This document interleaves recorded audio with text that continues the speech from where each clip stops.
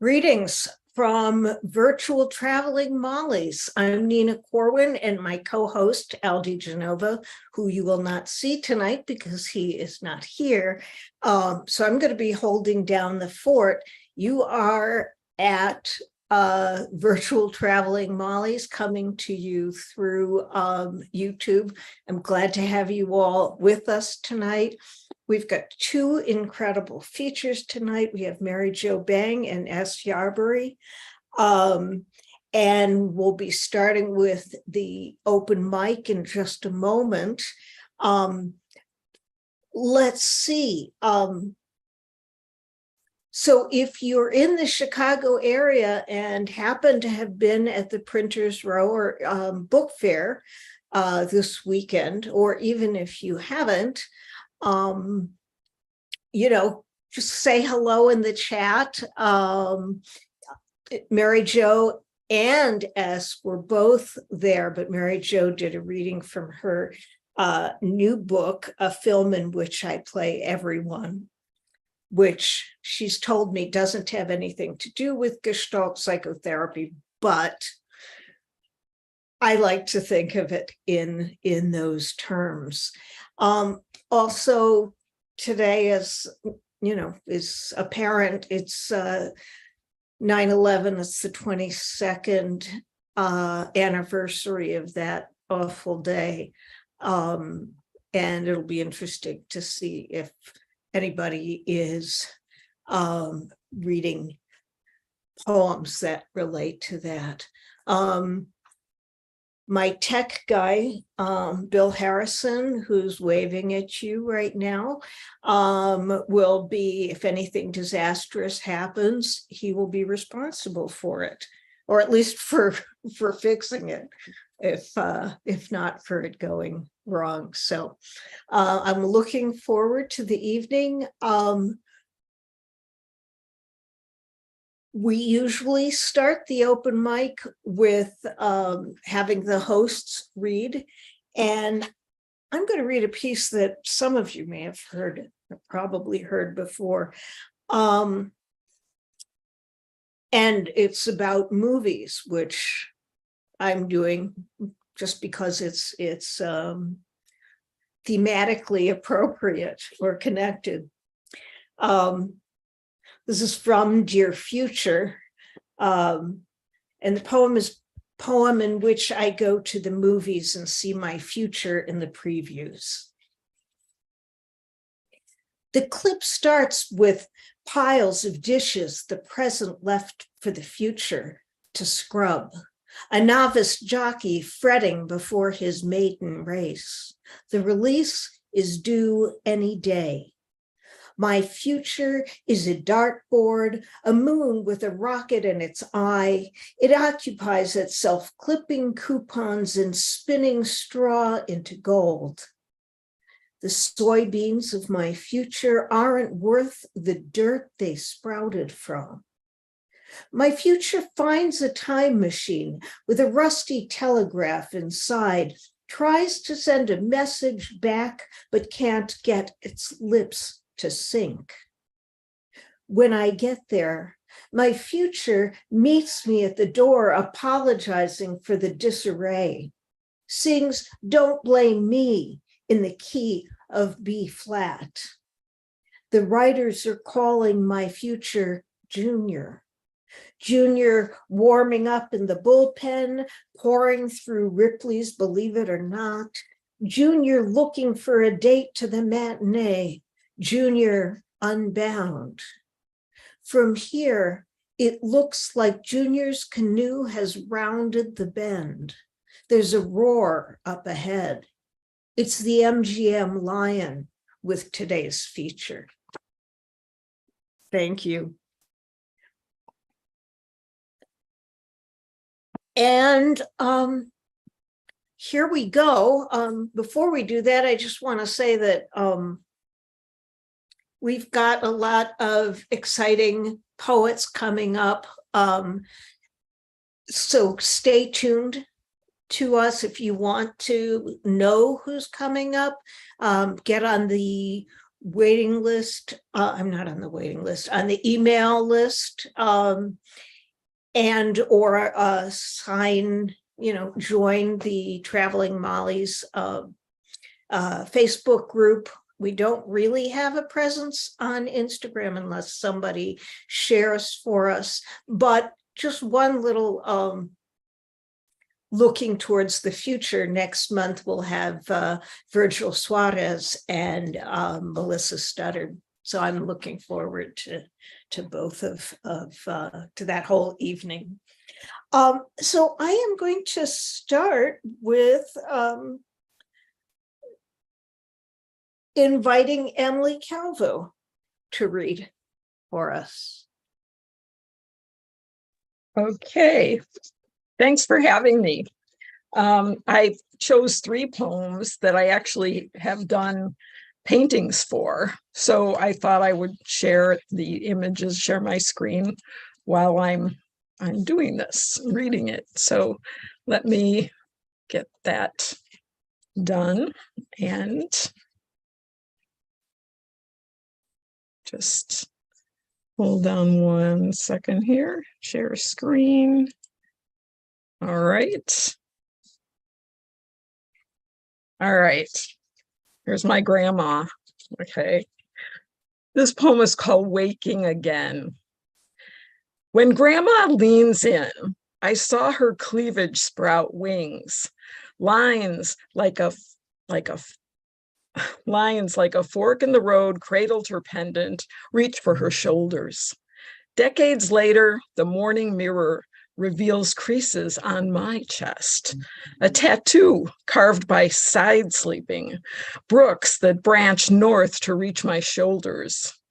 Rather than remind me of time, this hieroglyph engraved by sleep cues V for another victory delivered by sunrise.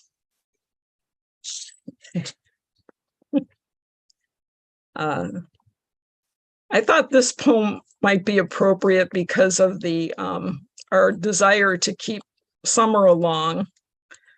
Hold on a second for a little while.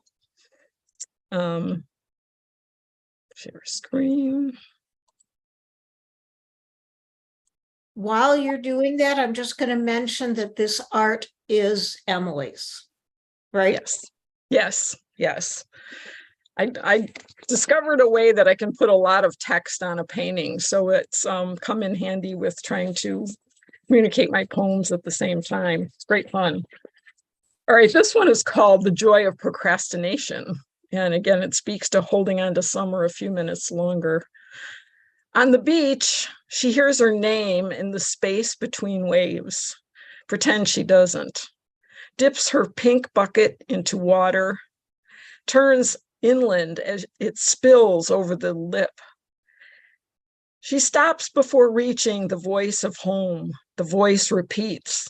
Tiny hands tip the bucket to drip like a leaky faucet, painting shadows in the sand. Each drop slows the clock to stretch her bliss and drown departure in her wake.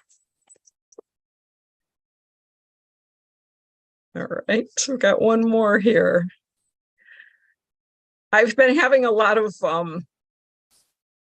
thoughts about climate change recently, and this especially was something I heard in the spring, I believe. It was a discovery of the smallest chameleon. And I wrote this, it was so interesting on Facebook, like the little chameleon was about the size of the top of the finger.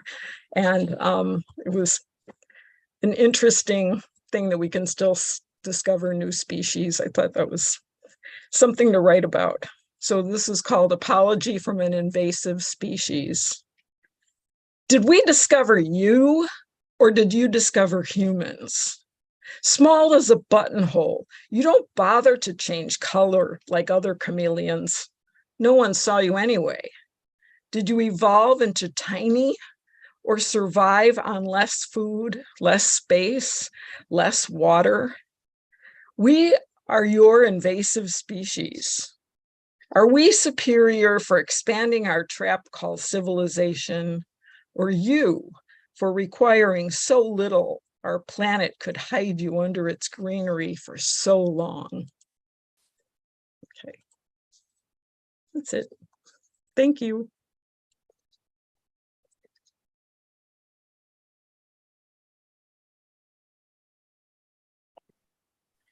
I have a special fondness for chameleons, as some of you may know. And thank you for that tremendously clever bunch of poems. So that was great. And what have we got here? There we go. We better? All right. So let's see. We've got a few people that I don't recognize. And right now I am going to ask Dale Going. I hope I'm pronouncing your name right. Dale. Yes, you are. That is my name. I'm going to read a poem that's a prose poem called Killam Poem. Conversation the other night at a friend's over dinner about the Killam show, how the Killams were covered with symbols. An interpretive dispute.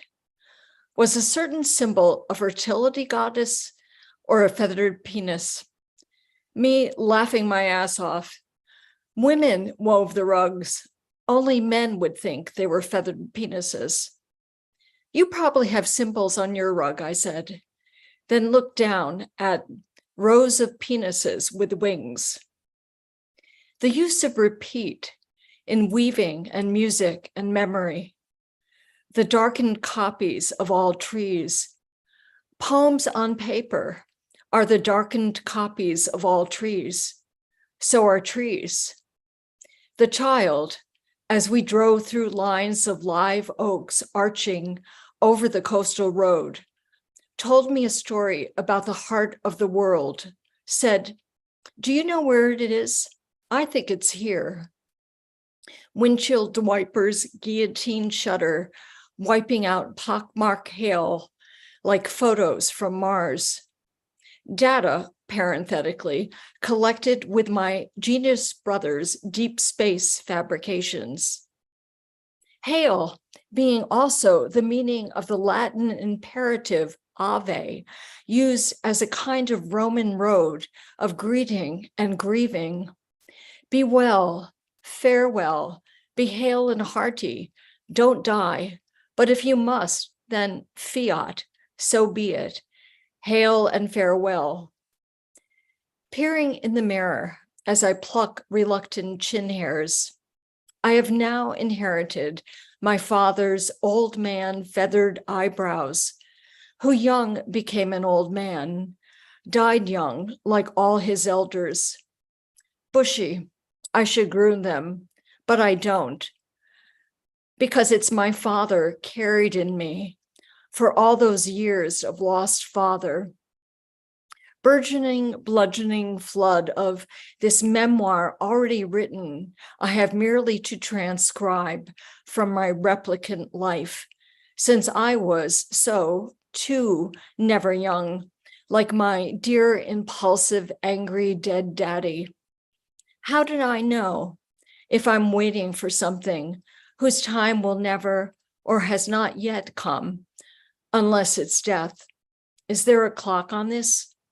The most notable recent difference is now that I am older, I am seeing trees, also watching TV.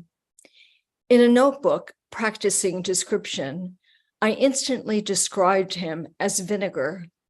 Shame and shallowness of what I wrote, particularly other things I thought of but can't remember now, various tropes of disappointment. We're just suck bags wanting more and more, colors, bits, the pith, like how the forward, froward, tap dancing alto gal is always left behind, never gets the guy. Such a plateful I had to be, absolutely absorbing the painful gestures beneath baffling incidents and speech. Hello. Oh, wait a minute. Why are you not hearing me? Oh, sorry. I had my telepathic phone on low.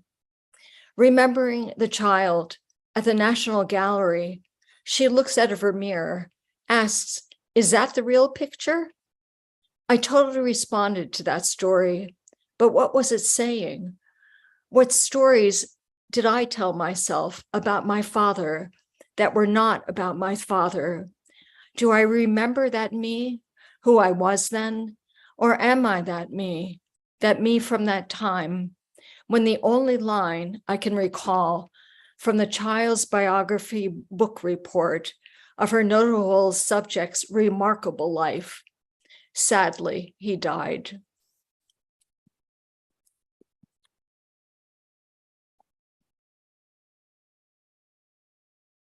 That was just wonderful. That was just wonderful.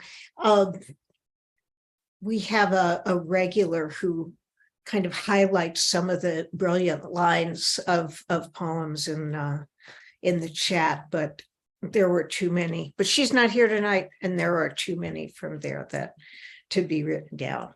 Anyway, hope to see you again. And how about John Simmons, who is disembodied tonight? Well, okay, I'm sorry about that, but I'm actually here, and I will be glad to send a DNA sample to prove it. But anyway, thank you very much for allowing me to participate all the way here from Honolulu. This relates to the recent a very big news story here in Hawaii. It's called Aloha Y'all from Maui. Welcome to the southernmost state when you look below the old 48, a place where hell paid a recent visit, leaving charred souvenirs on woods and fields and hotels, neighboring beaches and storefronts, on an island named for the sun god of early Hawaii, where heat poured out of the earth to build a hot land of the future, not from winds whipping sparks toward a topsoil inferno. Burning an island shaped like a human, adrift in the sea or sinking in lava. Disasters return us to everyone's map as the dead show up where many expected, but in rising numbers, few suspected, most by fire and some by water. Skin, bones, and teeth in search of names and faces and answers to cries and calls for the missing. Thousands of miles to the south, we worry full time about rising ocean and shifting climates of elsewhere, not so much about flames from within or the need for more water to cool our welcoming sands, for greeting the next wave of fate to the land of whalers, preachers, sugarcane growers, and tourists, washing our shores of dependent dreams with the fragile tides of tomorrow. Thank you.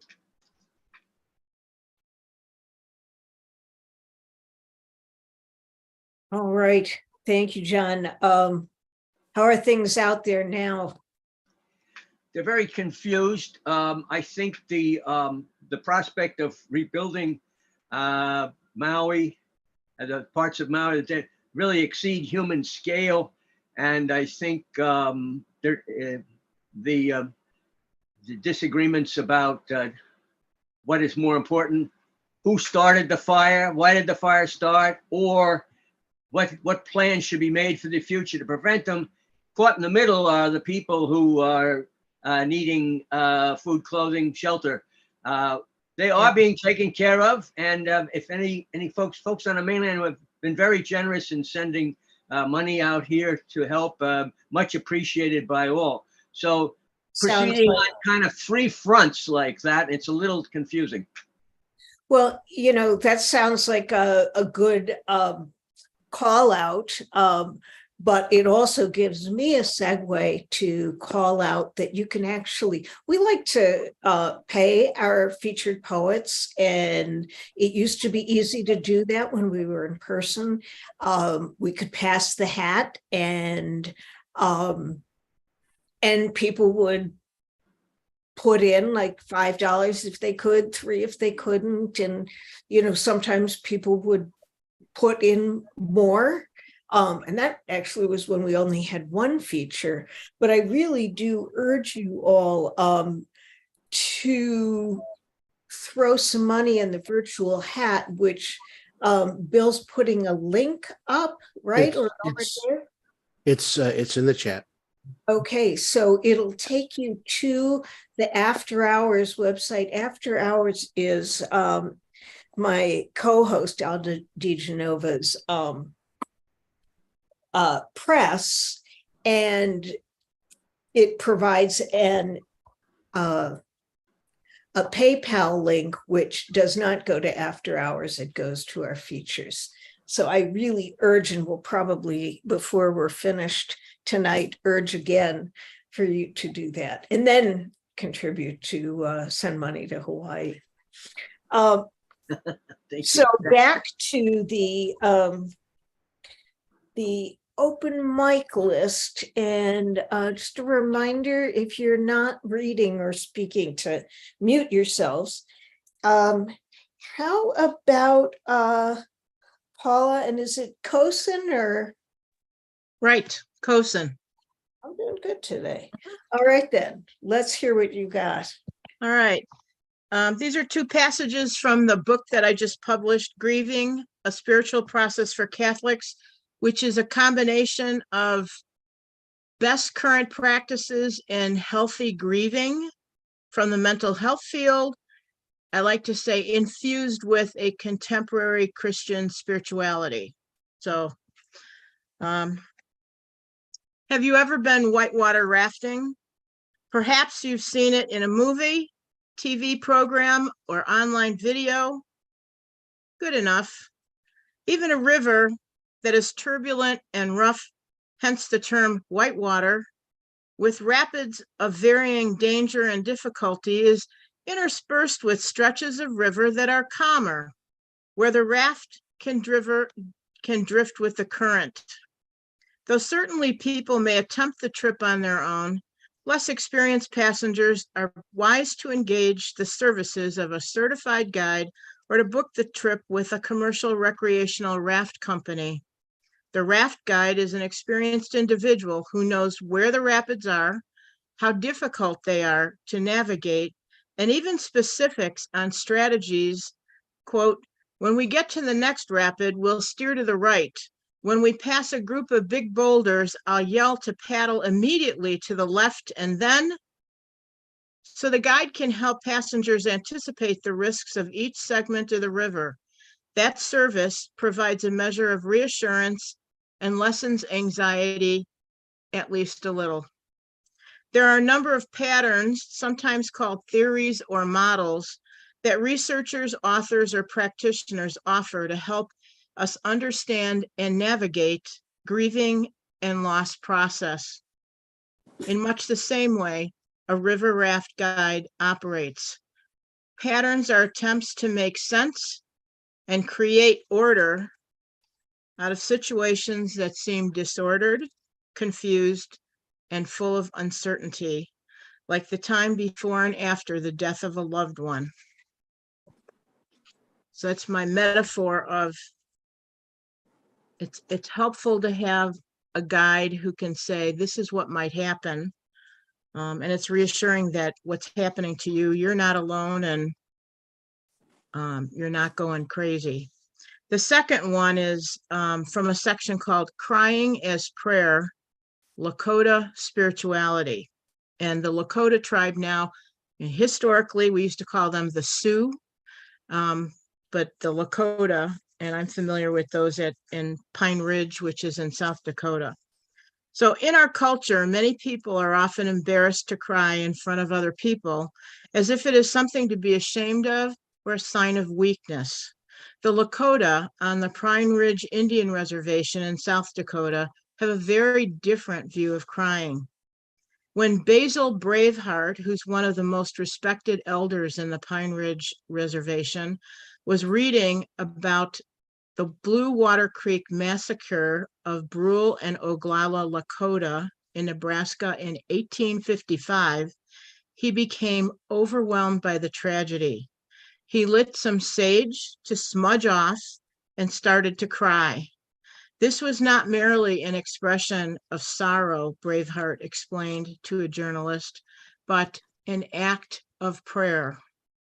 For the word to cry in Lakota, which is spelled C-E-Y-A, pronounced chia, is also the root of the word for prayer. Quote, when the whole body pushes up sacred water that emerges in your tears. Our culture could benefit from this dramatically different perspective on crying. Our tears, your tears, are a form of praying when there are no words. Thank you.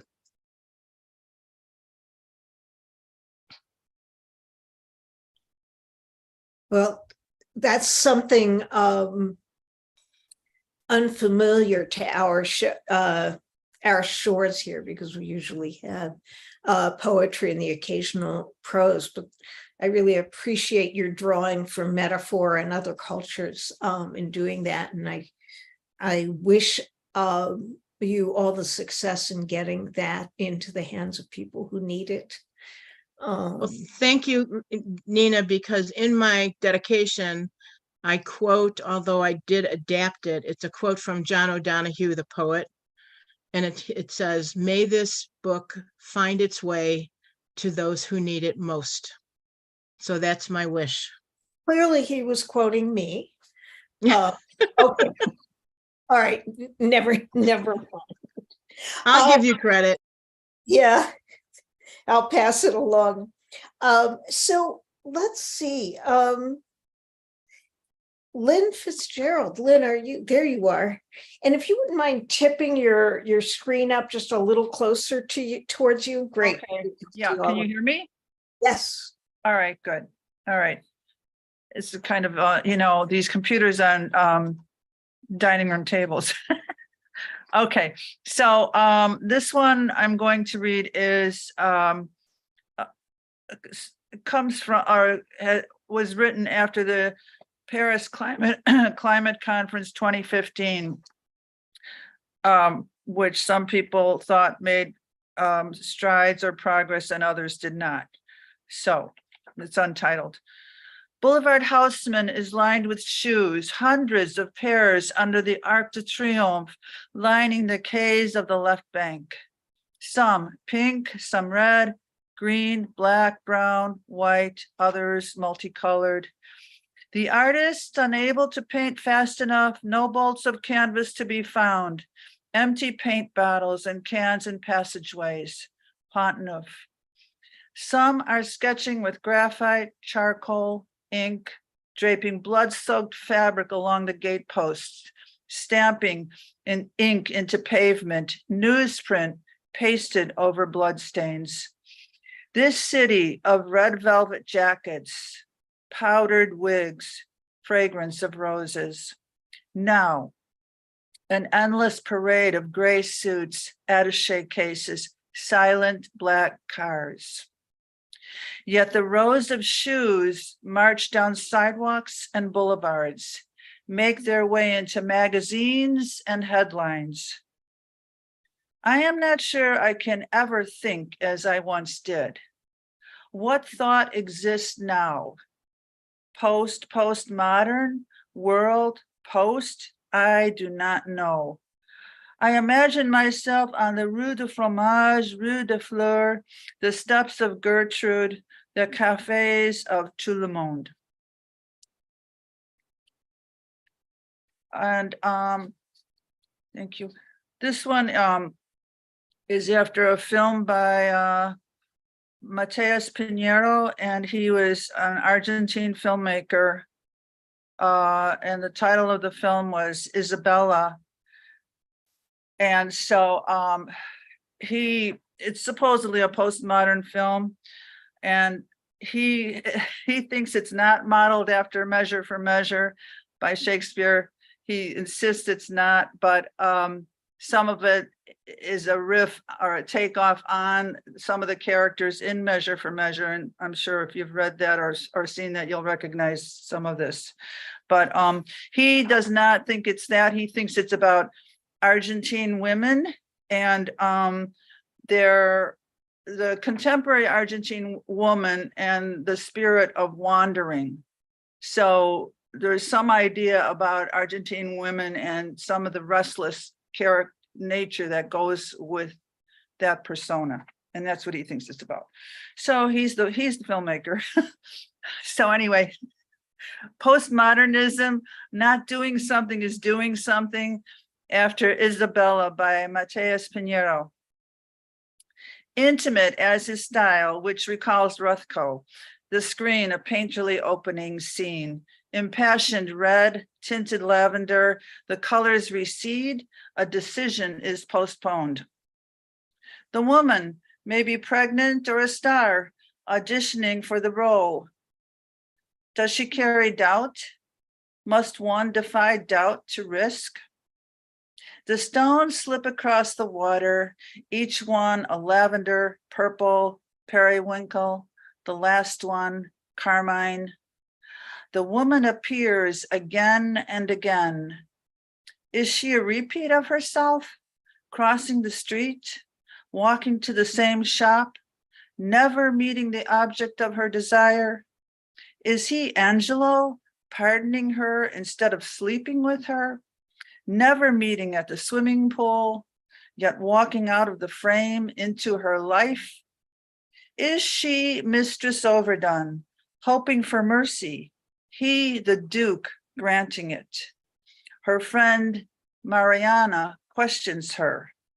Does she wish to act, or does she want to hold back? Think forever about a lost chance. Thank you.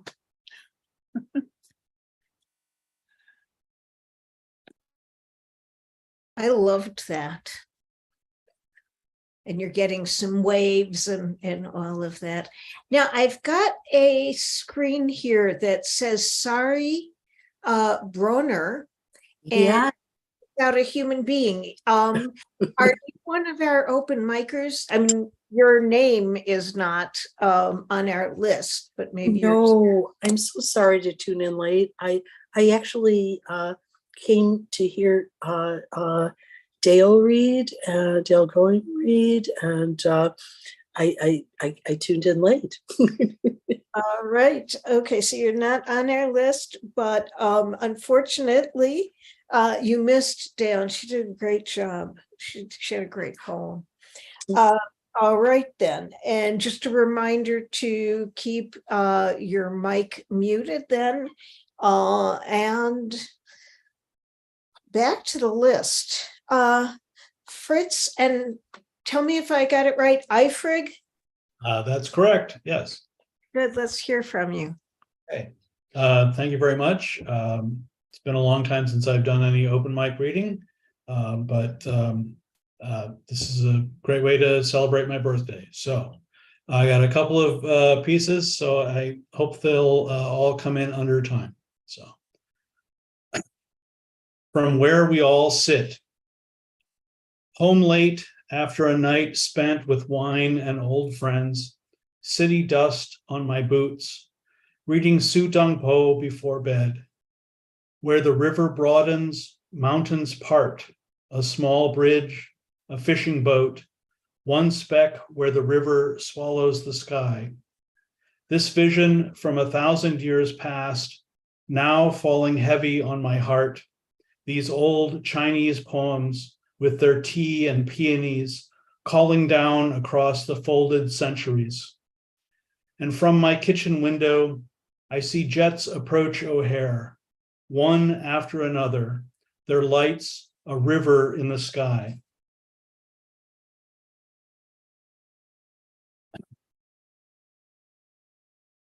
Crossing Wabash at Illinois. I pause street side. Curb, stairs, and bridges rise beside the concrete bounded river. Morning starshine fades on gates and guardrails.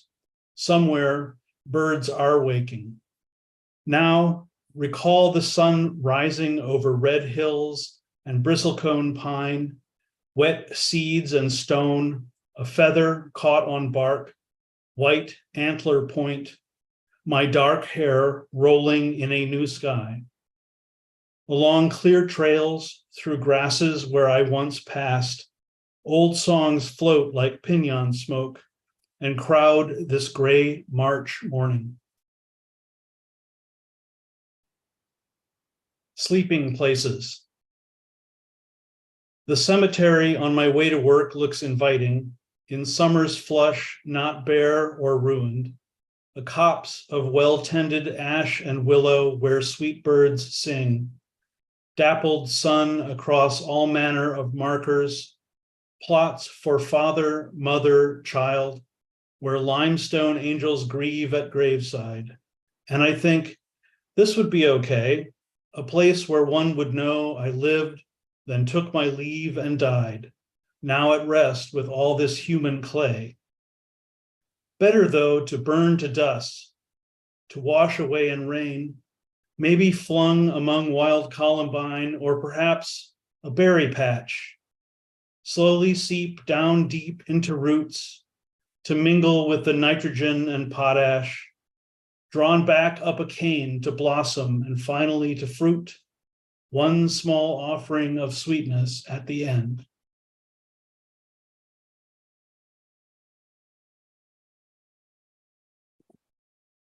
Summer Litany.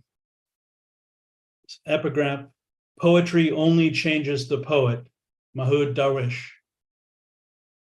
Things are falling apart and all I seem to do is write about the moon, or the sweat heat of a glorious Chicago August evening, the timekeeping of sprinkler heads, and the Doppler growl of a motorcycle bombing down Cicero Avenue, or the tinny salsa beat from an old radio 2 doors down, the beer bottle condensation between my fingers, and the last of the daylight through my neighbor's flags, and how barely a mile from me, across from Chopin Park over by St. Ladislaus Parish, an angry man takes his registered Canik TP9 from a gun safe, crosses the street, and fires a 9mm bullet through the head of a 9-year-old girl standing in her doorway with her scooter and a paletta.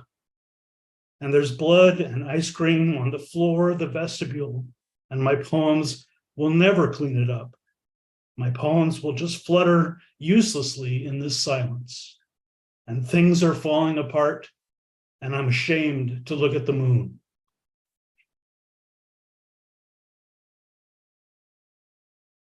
Wow. Fritz, thanks for that.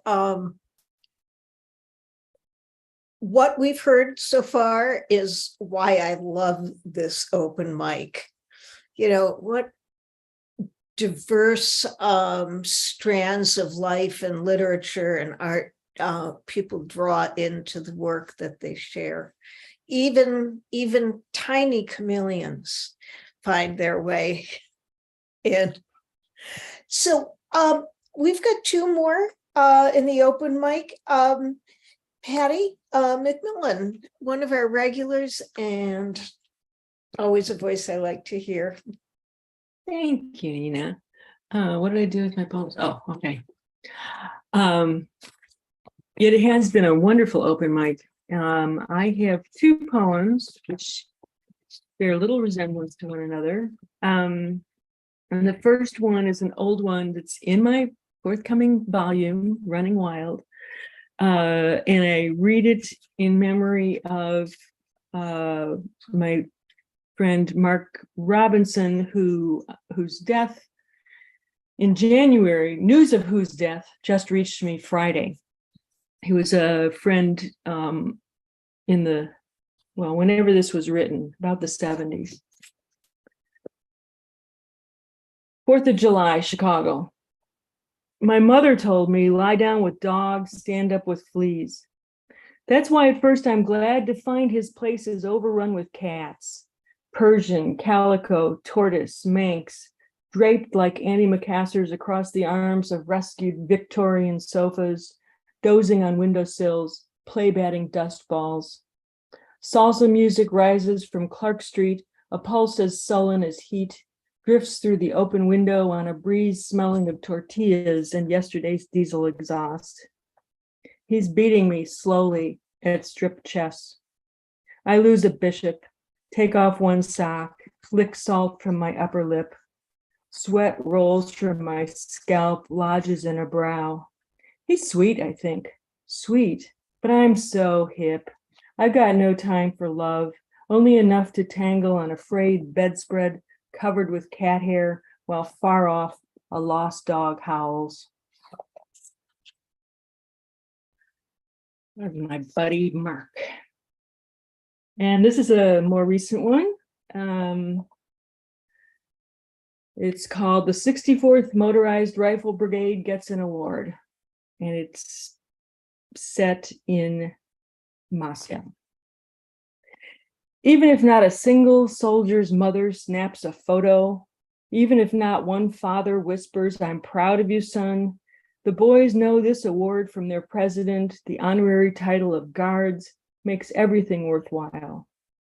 The public acknowledgement of mass heroism and bravery, resilience and courage alone makes each of those qualities exist, if only for a moment. Losing brothers, sisters in the mud and ice is transmogrified to an awkward pride as they step carefully over the denials of traitors and scum who live among them. Not one hopes for much longer. No matter that they killed 1 in every 5 inhabitants of a small city, or left their bodies to stink and rot in the clothes they'd put on that morning to walk to the bakery or to visit a neighbor recently widowed. No matter that they raped and stabbed and shot people who meant nothing to them, they are heroes. Their president says so. No matter the storm now raging between their ears.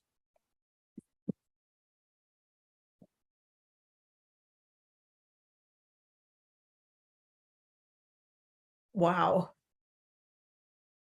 So Patty, I have a question. In the first poem, were there a couple of lines from standards, from old standards in there? Like, I'm hip and a time for love? You know, that's interesting because we were music students at the time, and we did listen to jazz. It was not conscious. If there are, I'll have to go back and make sure I'm stealing from the right composers. Yeah, well, those are exactly the kinds of composers you should be stealing from. Thank you. And we're going to wrap up the open mic with Pablo Otavalo, who is also a not regular enough regular. I always love to see you. Let's hear what you got. Thank you. I have one for you. It's near Lexington and 35th for John. I learned to read the Kaddish for your funeral. I flew in through LaGuardia, made my way to Midtown, the scent of car exhaust and dim sum thick enough to taste. You were the first death took from me. I'd been here before, but now the carnival's disinterested performers and perpetual commute bled harshly into the storefront overkill. I wanted to place 2 coins on your once quicksilver eyes and burn the town in effigy. Giuliani still ran a tight ship, but I'm sure I could have bought a ball of hash in broad, god-awful daylight to fill the hollow in my throat. Instead, I read the phonetic transliterated Kaddish like a mantra. Ve'yit naseh, ve'yit halal, ve'yit aleh, ve'yit halal. Ve'yit haseh, ve'yit hadar, ve'yit aleh, ve'yit halal. Better the sky swallow me into its vacant mouth than to step back into your well-lit memorial.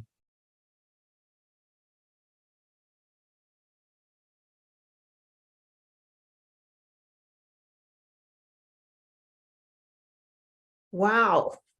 I'm seeing hearts on people's screens, waving arms. Did you have another one for us? I had only prepared one, but if you want another one, I have another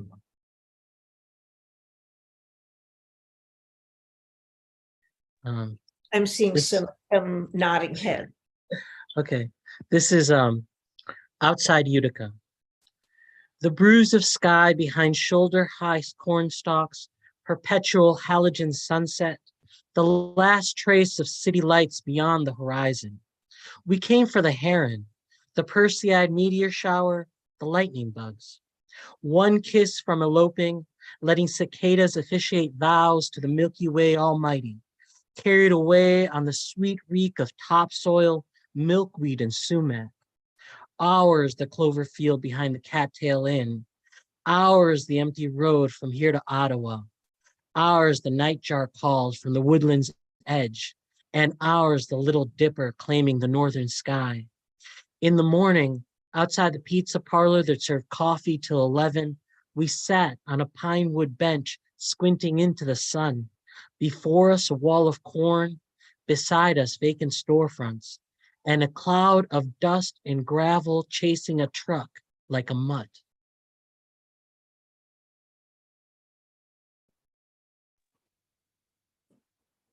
That's some good stuff. Pablo, all of you in the open mic, thank you so much. Now we're gonna shift gears and move into hearing from the features. And after that, there will be a Q&A, which is usually pretty stimulating. And I have a feeling tonight will be no different. So stay with us. And of course, these are probably the people who you came to see, Mary Jo Bang and S. Yarberry.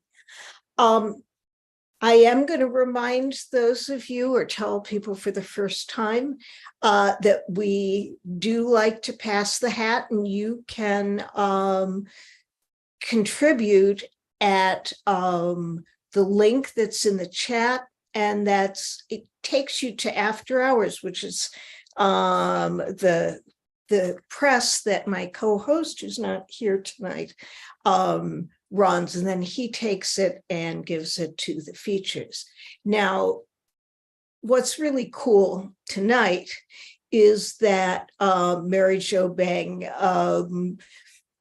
has said she doesn't need it. She would really like to see S. Yarberry get it. And, you know, he's a student and he can use it. So throw all your dollars in that direction before you send them to Hawaii. So yeah, there's that. And again, next month, come back and join us for Virgil Suarez and Melissa Studdard, who it's going to be another good reading, like so many, like mostly all of them. So we're going to start with S. Yarberry. S is a trans poet and writer.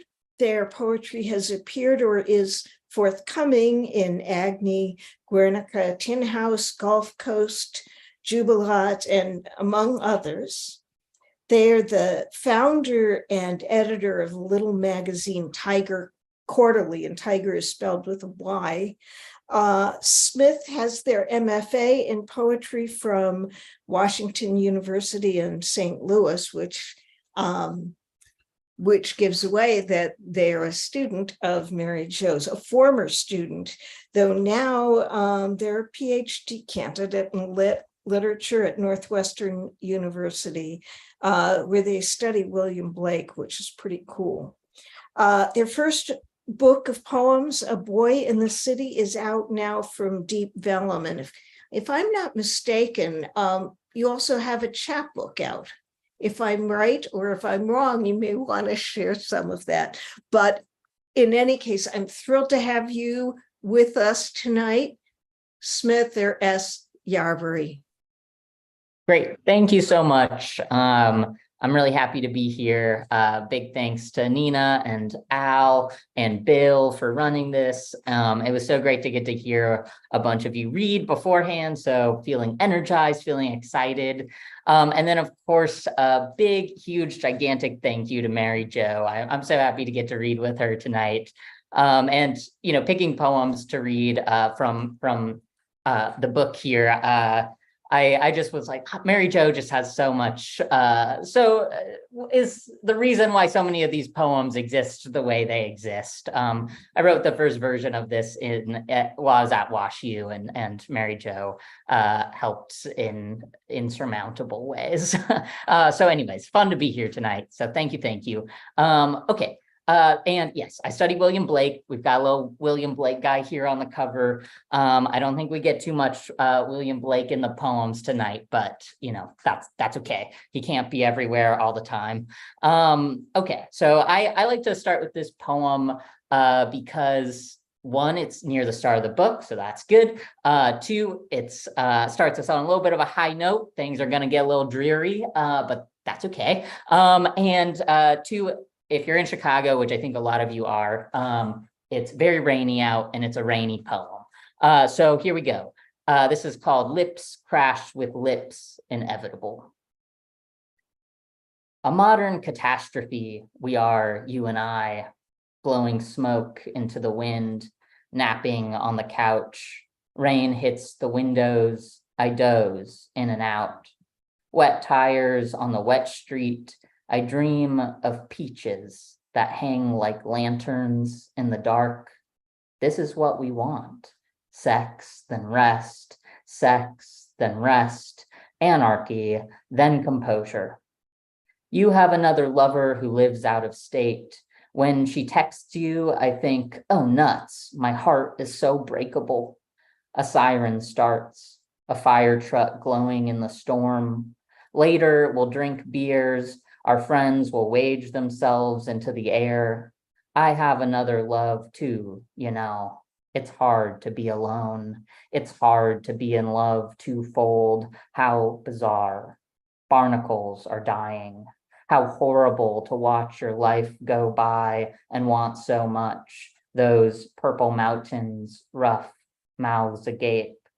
You wake me up. We kiss. Ask, what are we going to do today? What are we going to do? My whole life ignites. We'll do it all, everything. This next poem is called The Lovers.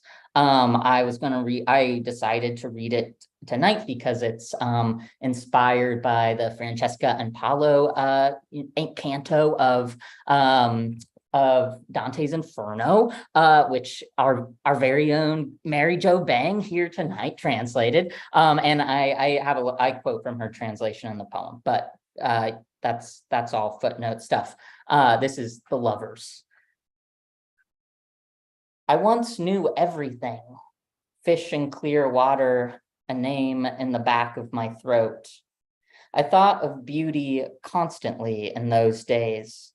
It was tragic and romantic, the way I moved, drinking warm rum and running my hand up your thigh. Close, then closer was my motto, until a moment did us in. It's a game, though, this knowing.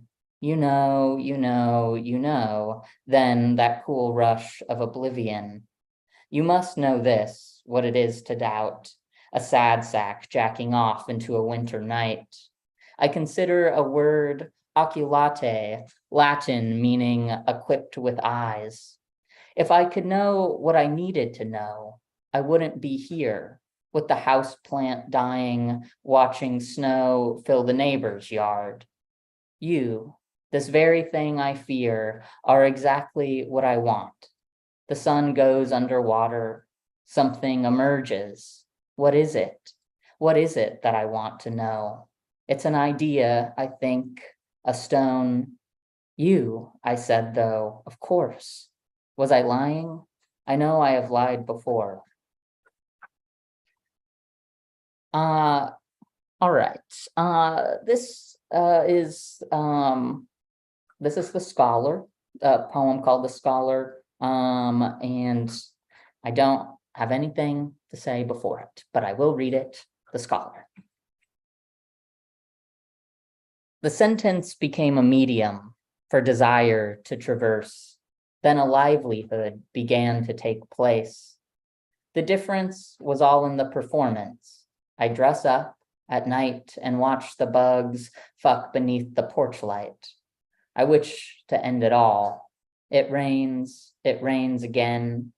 There's an exhaustive sort of brutality to my life, a mundane existentialism that leans in close to the death clatter of that epistemic grid of what it means to be another undone suicide. I put the television on, a show, radiant theater of sitcoms where suicide does not exist, the hard word, the concept, the oblivious object. An addiction, this idea. If I enter the myth, what desires will I have to fill? I find myself asking again. I have often needed to save my life. A methodology to my existence is desirable, something excruciatingly formal. I speak in polemics, eternal and infernal. It's not really playful, the ending of my life, though theatrics are certainly involved. To cohere to the world we make ourselves up in. I twirl my arm around like a windmill, a chainsaw. I pray to Aphrodite with a penny in my mouth.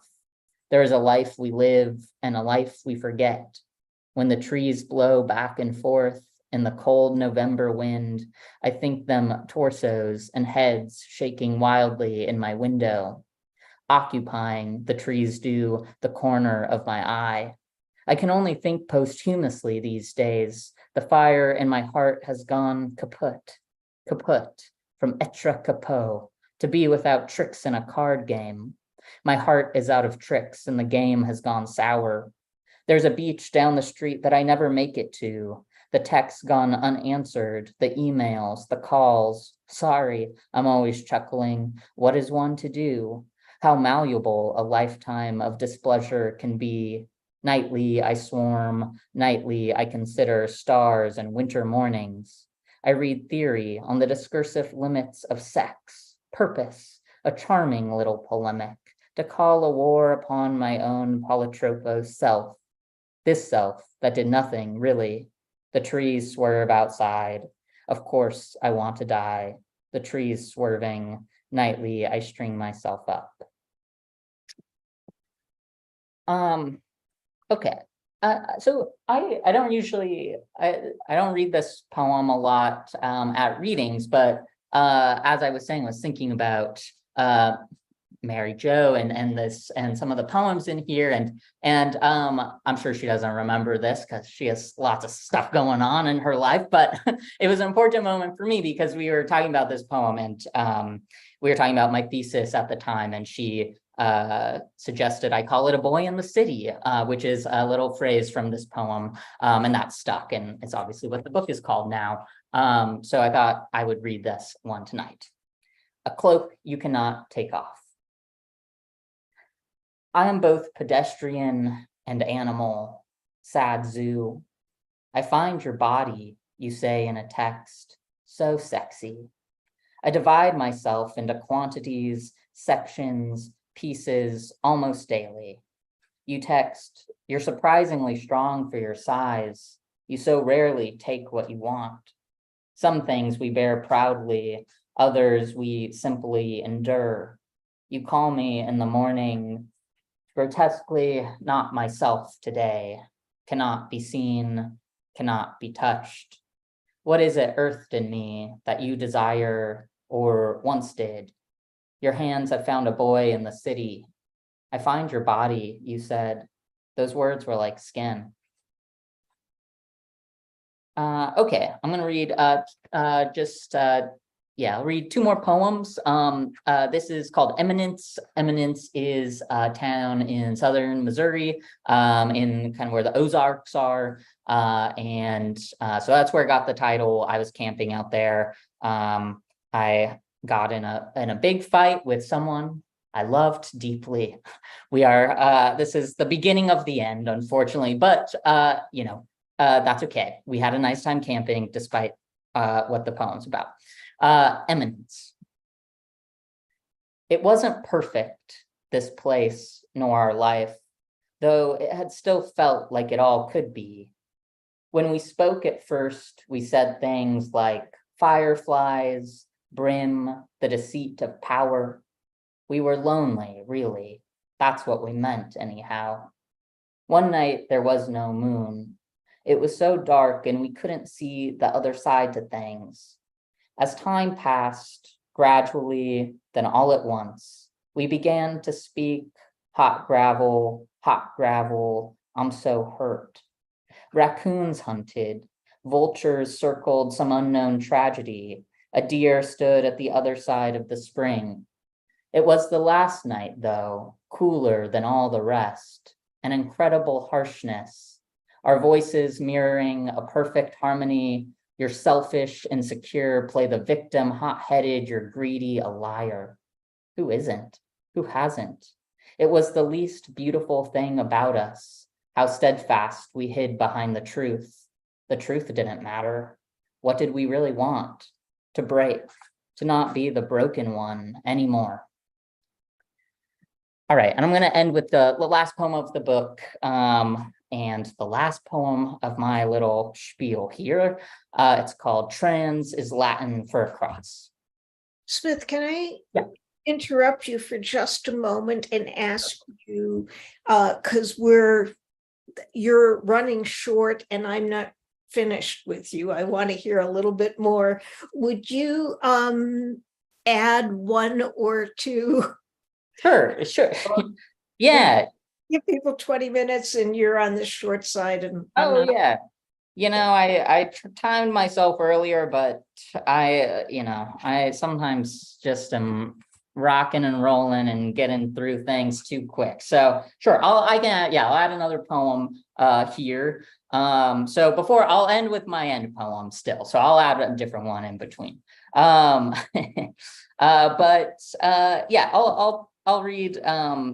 So I have in the book, I have like a series of ekphrastic poems, some about Lenore Carrington and some about Max Ernst.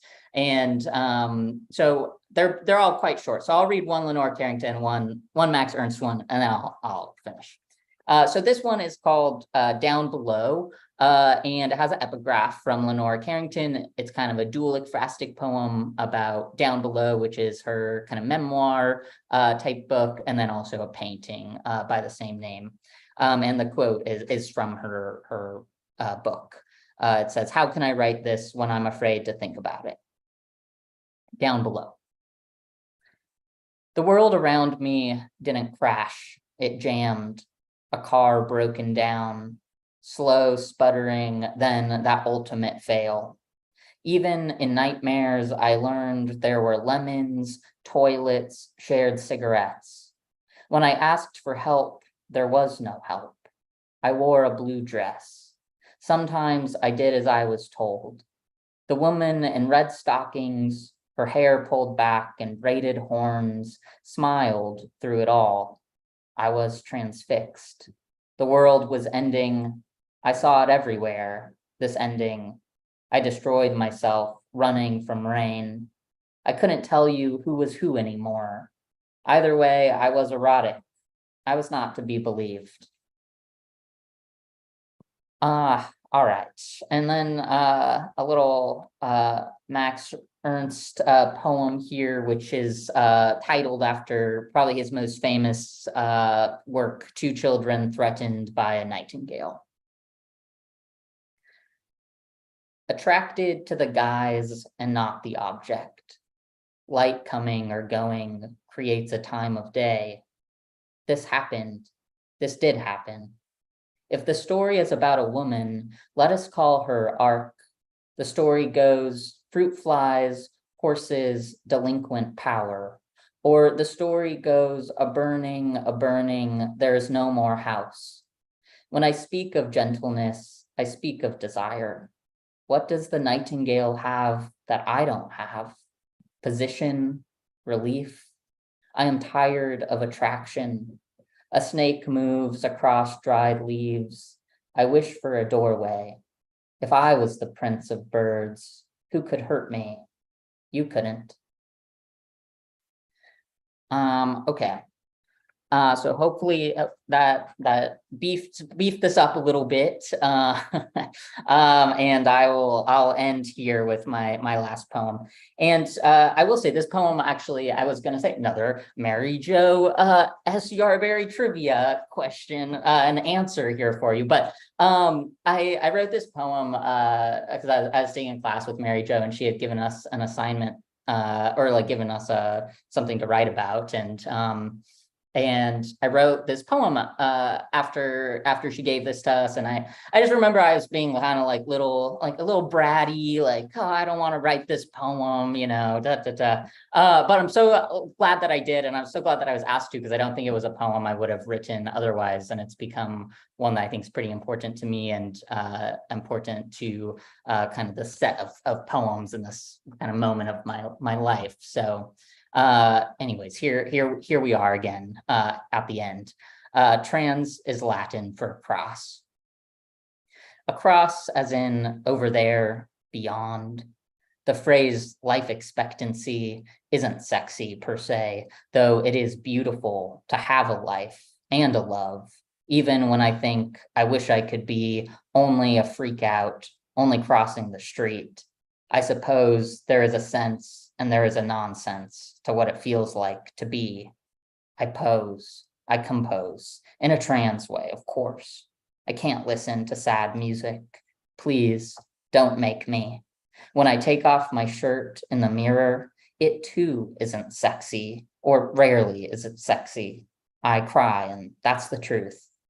One past love pushed me against the wall, said, do you want to feel like a man? Sure. There was a summer storm. We fucked for hours. Then she smoked while I slept. Simple. It's not that I became anything. I was, and I slept, and I sleep. It is nothing special to not want to be hurt. Thank you.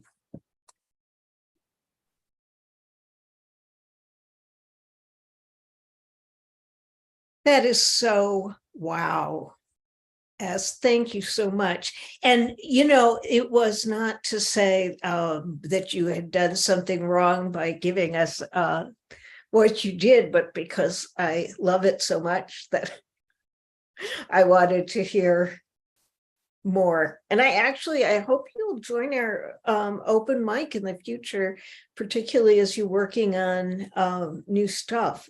Just beautiful. Thank you. So now I get to introduce Mary Jo Bang, whose work I have been enthralled with ever since the first book that I read of hers, The Eye Like a Strange Balloon, which is a book of ekphrastic poems, and that's when I fell in love. And then it went on. She's the author of 9 books of poems, including the newly published A Film in Which I Play Everyone.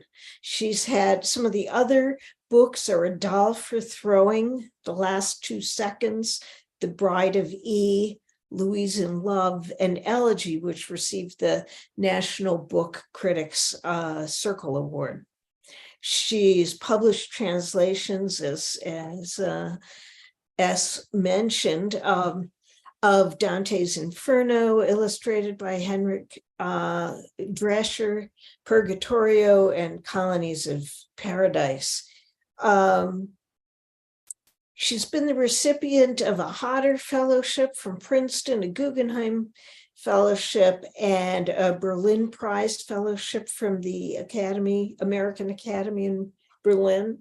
She teaches creative writing at Washington University in St. Louis, and her translation of Paradiso will be published by Gray Wolf in 2025. So stay tuned if you're like me and haven't gotten enough yet. Mary Jo.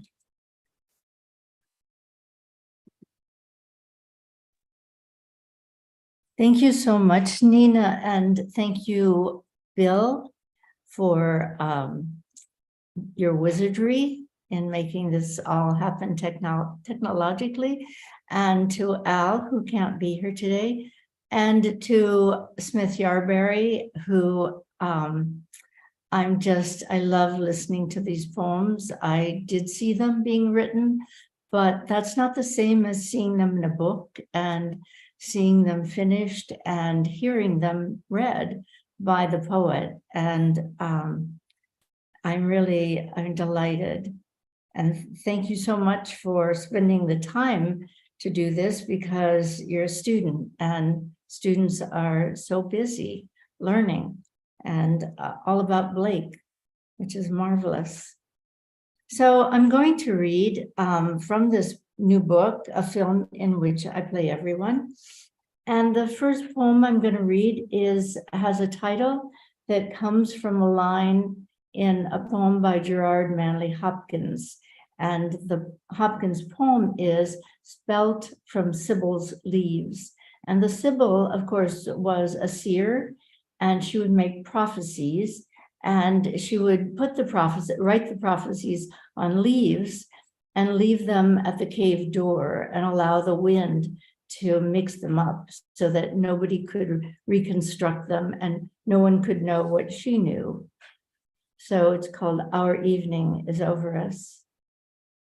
It's the trading in of the weekday categories: hours, clouds that linger inside plate glass corner windows, a man's head blocking the view, to become instead a faint future caption at the bottom of a photo of hibiscus. There is no getting around the fact that each of us is a world of our own, an entity, a pageant of one. Just like you, I feel my way forward, letting the back of my hand brush against the matte wall as I watch the chiaroscuro movie of my mind. There should be no anxiety in knowing the world will die when we die. This is how it is with us. The real is wherever we are. The days refuse to stay put. Speaking is a way of living with the ruin we are given.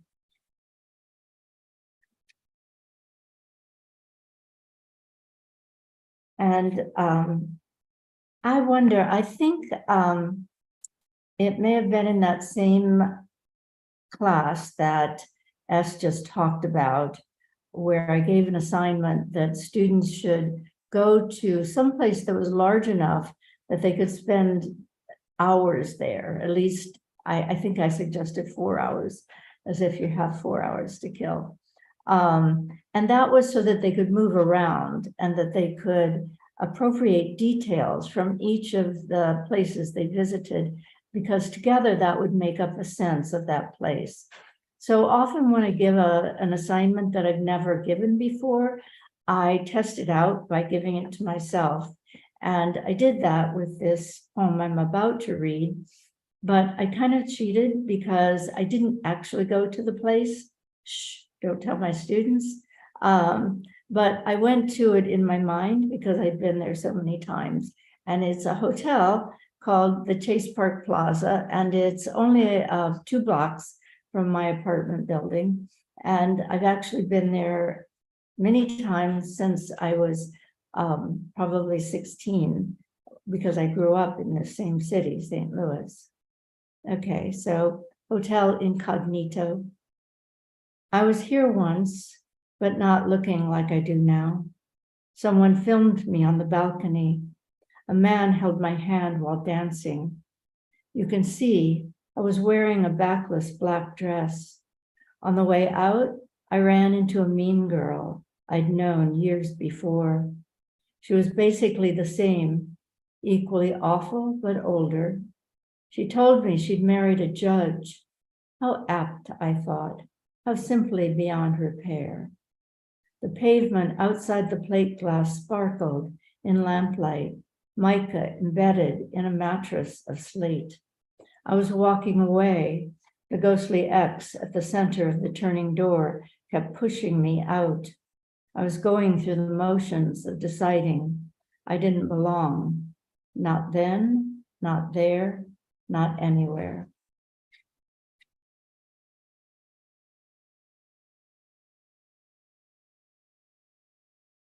This is actually a four-part poem called Four Boxes of Everything, but I'm just going to read one part of it. Don't ask me why. I have no reason. I thought this would be better to read a small part of it. So this is part 2 of Four Boxes of Everything. The camera angle is from above, exactly like the view of an angel looking down on earth from the distance of an archway over a doorway. Such sadness. Dante embracing Virgil, Milton holding on to Satan, his daughters around the table talking well into the night. What did Charlotte say about Jane? Whatever. She wore a dyed full-length blue-green dress with which to say it. Not a man, she said, not a woman, but an author. That's how you can count on me to come to you.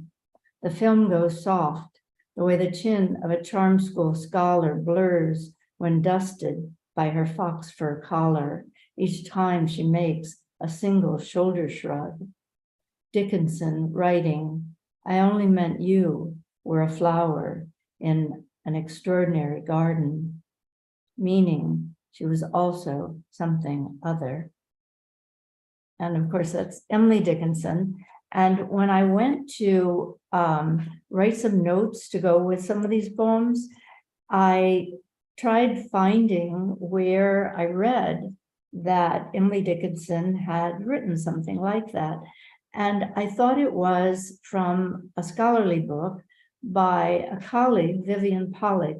It's a wonderful book on Dickinson, and I'm having trouble remembering the name of it, but look up Vivian Pollock and Dickinson and you'll find it.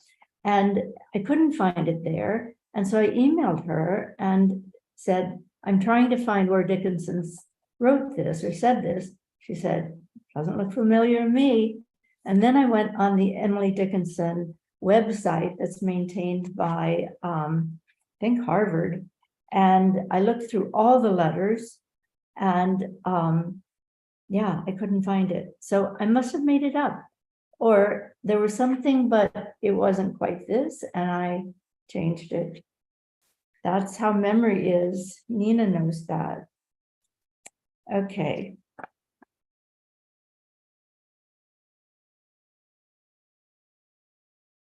I'm going to read the title poem, which is a film in which I play everyone. Obviously, I already told you the title of the book, and I'll tell you where that title came from. It came from a quote by David Bowie, who said to a fan who asked him if he had any upcoming film roles. Bowie said, I'm looking for backing for an unauthorized autobiography that I'm writing. Hopefully, this will sell in such huge numbers that I will be able to sue myself for an extraordinary amount of money and finance the film version in which I will play everybody. So I thought that was amusing. Obviously, it's amusing. But I also thought that it's a perfect description of a lyric poem because we put other people in our poems, but obviously they're not there. We're playing them and we're putting costumes on them and giving them things to say. And they might be similar to things that actual people said, but not quite, or even if it is quite, it doesn't matter because we've constructed a new person, a film role, and it's the movie of our mind. Okay, so a film in which I play everyone. In scene 2, silence is a sleeve. I'm an arm in it. In an outdated Hollywood magazine, I found a photo of someone wearing my hair. How can that be? Now I can't stop thinking about the synaptic sparks over which no one has any control. Or they have some control, but not enough to count on in a crisis. I'm making sense all the time of all the senseless endings. A day is as long as the time it takes for the mind to consider life and death countless times, which must make a day plus a night a highway we're only vaguely aware of, since we're busy sitting in a chair or lying on a bed with a floral print bedspread, or walking to the store past someone with a dog on a leash and a phone in their hand, into which they seem to be saying, "That is not what I meant, blah, blah, blah," to an absent ear. Home, you unpack the items you bought, crease the bags flat, stack them out of sight, all without saying a word. This is a non-speaking part. You're an extra. That day you were filmed on the steps, walking into the school dance, the costume you wore was pure you. The set for the scene where everyone disappears was painted Parisian sky blue. The air burned like a curtain on fire. The fire kept going out, then being relit, a trick candle on a cake made of clouds. I also wanted to thank the people who read in the open mic, and it's wonderful to hear poems by so many people who are writing different kinds of poems and out of different preoccupations and obsessions. And that's what's exciting about poetry, is its plurality, and that it's a mode that we can all use to make it fit the things that we think and care about. So I told Nina that there was a poem about the therapist, so I'm going to read that. Nina also asked me to, I read at the Printers Row book fair this yesterday. My gosh, just yesterday. And I brought a hand puppet, I hope you can see this, that was a stand-in for the poet Timothy Donnelly, who was supposed to come and read with me and have a conversation with me and Barbara Eagle, a writer, critic. And Timothy on Saturday or Friday and Saturday went out to LaGuardia and waited for multiple flights. And each day it was delayed, and then canceled. And so by the end of Saturday night, there was no way for him to get to Chicago in time. So Timothy gave me this wolf puppet many years ago. We were texting, trying to remember how many years ago, and we couldn't. He said 25, and I said no, because I'd only been in St. Louis 23 years, and I felt certain it was when I lived here, but it was a long time. And then he reminded me that he gave it to me because there was a wolf in a poem, and neither of us could remember the poem, but I did remember part of the line, which was, the wolf said to Mary Jo, but I couldn't remember what the wolf said to Mary Jo, but clearly something. And I looked earlier today to try to find what the wolf said to Mary Jo, and I couldn't. So I think to find it, I would have to go back and read through a lot of poems, and I just didn't have time to do that. Anyway, I'm going to have this wolf play a role, as I did at the book fair, in some poems, and I'm going to have it play a role in this poem. And you have to pretend that the wolf is a dog, and of course, it's in the canine family, so that works. But you should also pretend that it's blue. That's harder.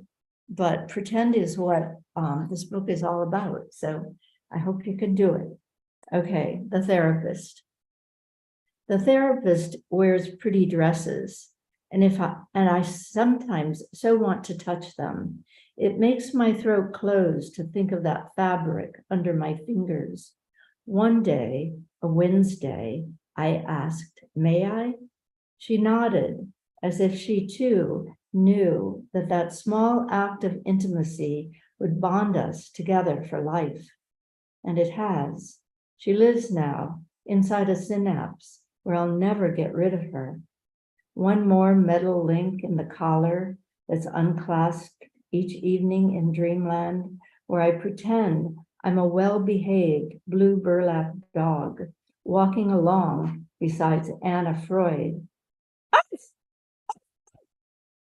The oncoming cars slow on the curve as we pass. Are they looking at us? It's not possible to know. This is the way of the world.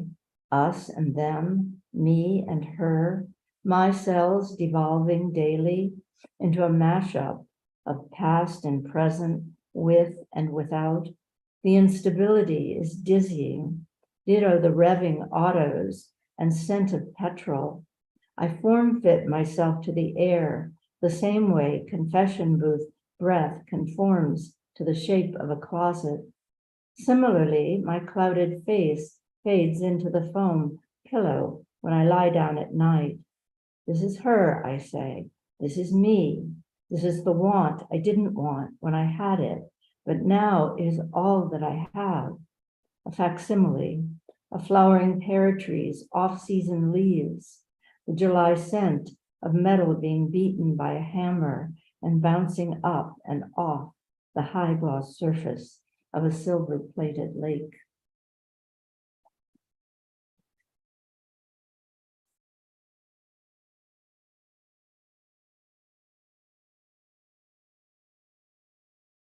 The theory of personality. Is change even possible? The color of the sky can be altered by a blue dot sugar cube melting on a tongue. Someone's green glove decapitates a daisy, deadhead removal of a dead flower head. The petals gesture, she loved me once, she is no longer. In some languages, a window is said to give, as in the window gives onto a forest or a backyard garden. A pale yellow chrysanthemum can stand in with the sun above the same window, but it won't give light. A fashion craze for leather pants can easily alter your view of skin tight. There is, of course, that surrealist train, the one that is continually leaving the station while staying right where it is.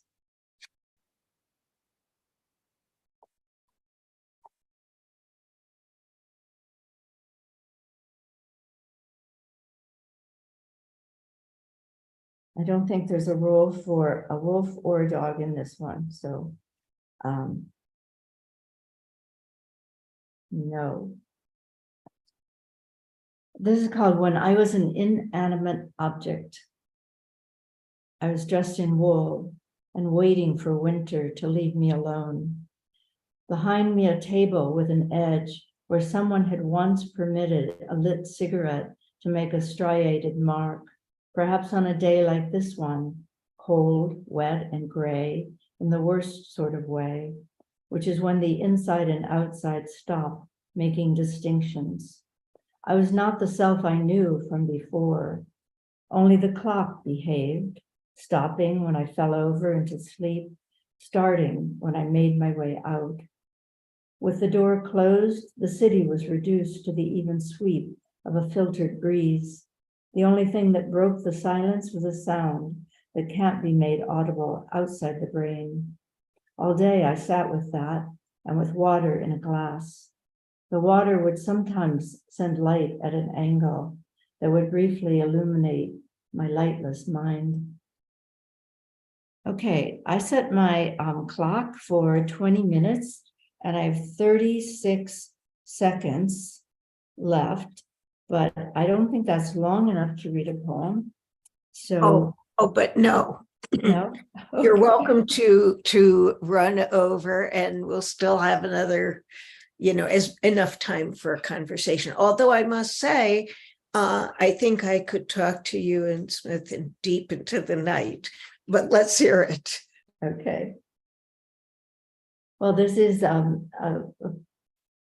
parallel poem in some ways to the one I just read. It's called Staying is a Form of Haunting, and it mentions the dead, which is a short story by James Joyce. And in that story, a man and a woman go to dinner and come home, and there's a mention of a boyfriend of many, many years ago, and it's snowing. So that's all you need to know. Staying is a form of haunting. Staying is a form of haunting wherever you are, like the boy in the dead who remains where he is as he turns into snow. Slowly things get done or done to you. A miscellany has no end, but is only an encyclopedia with extra blank pages where endless wishes wait to be recorded. Sorrow wheelbarrows over a snake and a boat goes by. I love you, I wanted to say to the girl, but silence kept sounding its silver bell.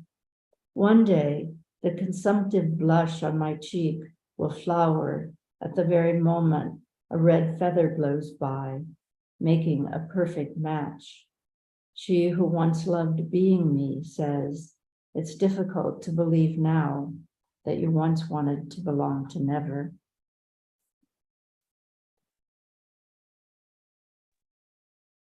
Wow. Thank you both for gorgeous readings and gorgeous poetry. I can't wait for this conversation, but my brain and my heart are full and my synapses are shattered. And I have a lot of lines, and if anybody is, wait a minute, my battery's low.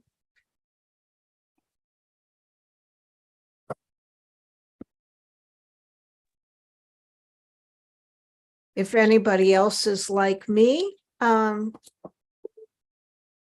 they have a head full of things to write tonight after we end. So thank you again for being here tonight. And I have all kinds of questions, but I think unless this is putting you too much on the spot, Mary Jo, why S. Yarberry? I asked you, who would you like to read with? And, it makes me think about what are the best things that a teacher sees in their students?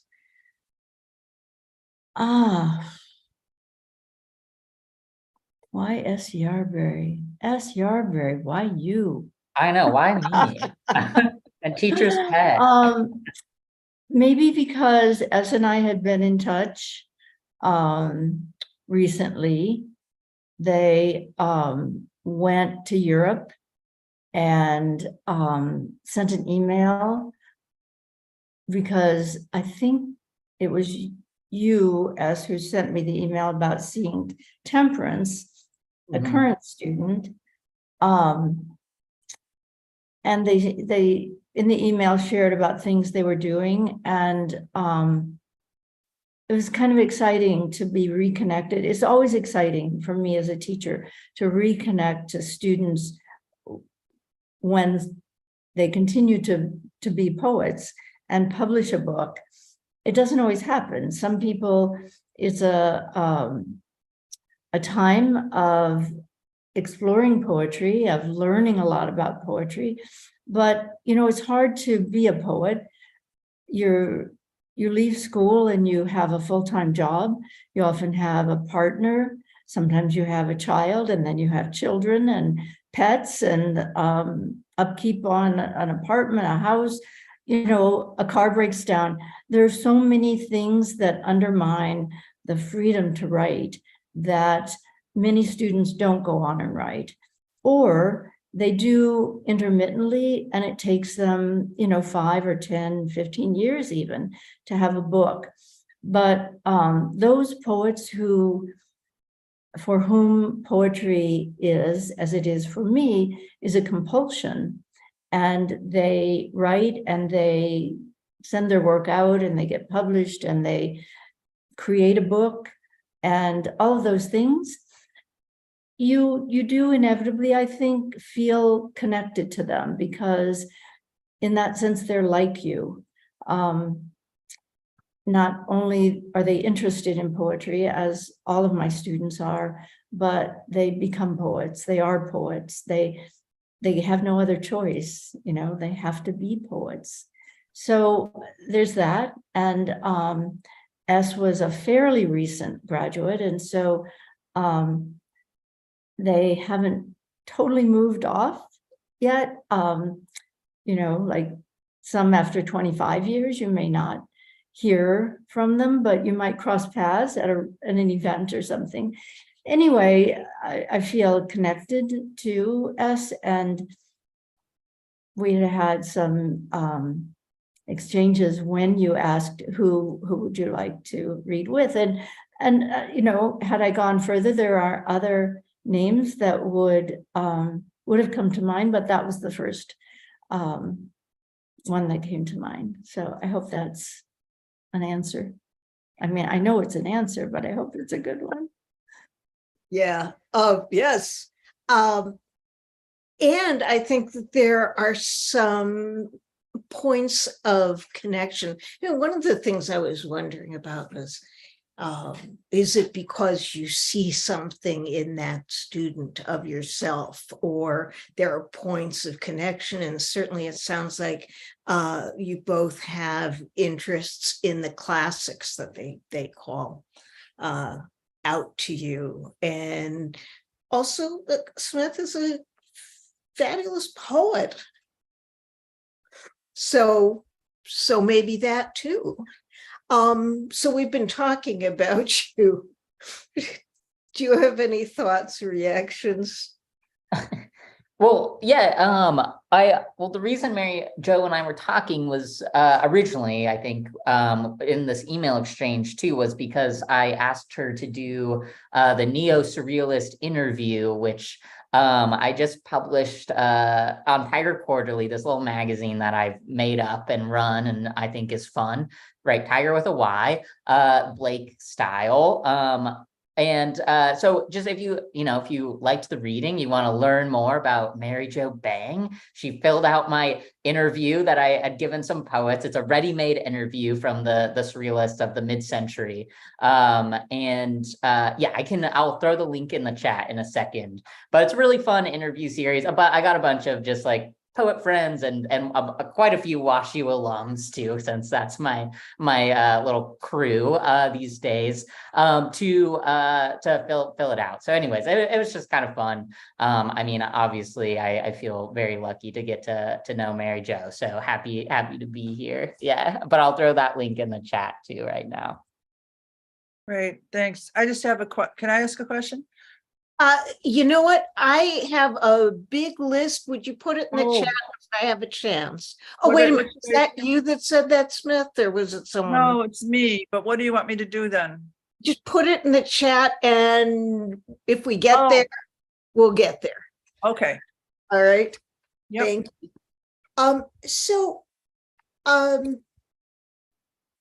Here's another question. I was thinking after being at the at Printers Row yesterday and the day before about actually somebody mentioned to me Gregory Orr's essay about the 4 temperaments, and that got me thinking about where do your superpowers lie? Are any of the, and from what I've read of it so far, because it was suggested to me, he says that one of them is often, your first strength, or that's, but that all good poets should be developing all of them. But, do you see yourself as having a particular superpower in your poetry? I'm not sure I know what that means. And I don't even think reading his essay, I would know what that means. Because that whole idea of superpowers suggests that it's something outside of you. And I know that the only powers I have are within me, and those are a complicated mix of genetics, of experience, of chance, of education. So are those superpowers, And within those, there are people who you meet and who influence you. So one of the main influences of my poetry would be my teacher at Columbia when I did an MFA, which was Lucy Brock-Broido. I'm also very influenced by the poet Gerard Manley Hopkins and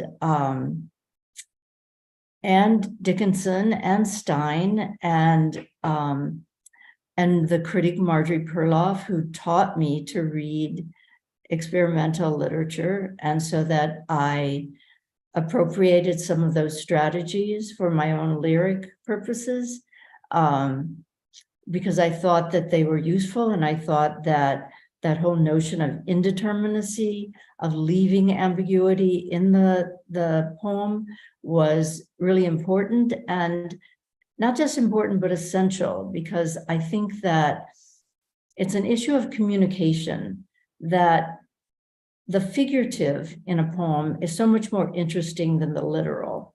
The literal means that and only that. The figurative can mean many, many different things to many people. So that there's this oh my God, why can't I say the word? One participates, so participatory relationship to the text. So you read a poem, and it's not the New York Times front page where everything means ideally exactly what it means. At 4 p.m., this car ran into this car.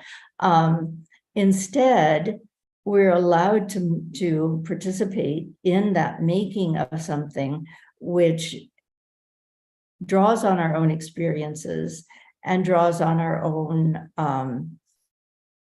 desire to tell a story to ourselves.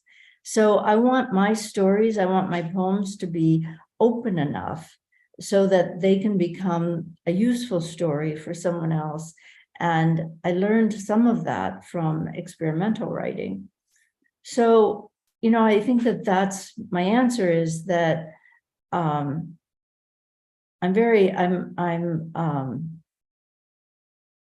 trying to think. Oh, someone asked me, I read on Friday night in Iowa City at the bookstore Prairie Lights, and someone asked me the role of idealism in my poetry. And I think we'd been talking about Dante, and then they asked me the role of idealism in my poetry. And I said, I'm not an idealist. I'm a realist with a dash of cynicism. And I think that that's a better way for me to go through the world, because it's one, you're not as disappointed if you're a realist, but it's also makes me unable to think in terms of spirituality, which was what you were talking about, the superpower kind of thing. I just can't, I have no access to that. Actually, when I thank you for that wonderful answer. Actually, I think about a superpower, certainly in the comic book sense, or the whatever, of a power that is inside, that allows one to have superpowers. And so there was more I was going to say about that.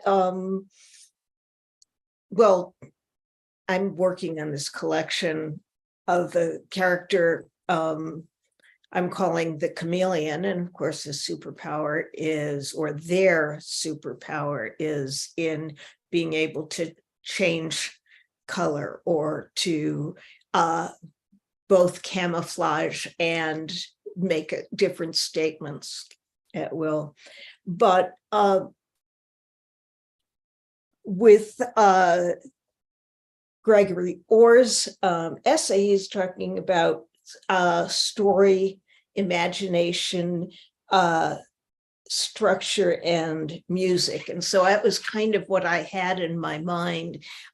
There are some people that I've seen and heard, even just over the weekend, whose musicality just kills it, and, others whose wordplay kind of kills it.